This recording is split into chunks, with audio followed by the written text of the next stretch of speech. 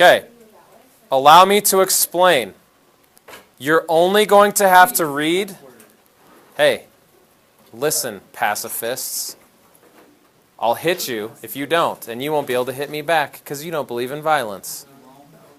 Now, listen, I'm going to tell you what your group corresponds to and what that means. You are only responsible for reading and annotating the part about your group.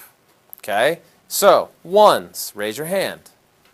You guys are pacifists. And you're right there at the start of section 2. Find where it talks about pacifists. Question? In terms of what? Video or audio? Or as far as the camera can pick me up. Further than the room. But the mic, yeah, I can go anywhere, and it's right here. Okay? All right, who is a 2? Group 2.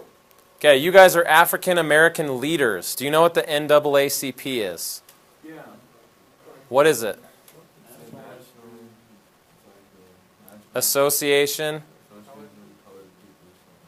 Yeah, basically it's a group designed to advance the interest of African Americans, like civil rights, equal pay, things like that. So you're their leaders, okay? Who are the 3s? You guys are American families, okay? You need to find in those next 2 sections where it talks about American families. Who are the 4s? You guys are African American migrants. If you didn't know, at this time period, there was a huge migration of African Americans from the South to cities in the North. And we still see this today in a lot of urban areas. Who's ever been to New York City, Chicago, Washington, D.C.? Raise your hand.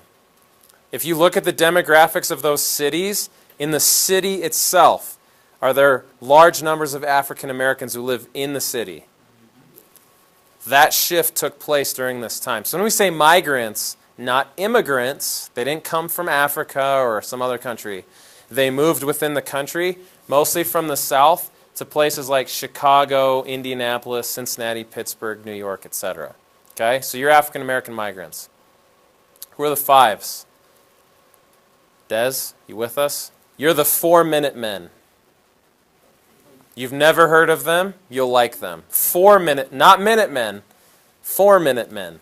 Find where they are in the next section in TCI. You'll see this poster I stole from TCI and put on the quiz. Okay? Who's a 6? Okay, you are immigrants from outside the U.S. at the time. Who are the 7s? You are the Wobblies. Probably the most interesting group that nobody's ever heard of. Okay? And who are the 8s? You guys are federal government officials. Okay? So, here's what's going to happen. Now that you know who your group is, if you go into TCI, your job is to first find where it talks about your group. So, Control F is your friend. Look through there. If you can't find it, I will come help you. Here's your job, using Digo. So make sure you're signed into Digo and have your annotation going.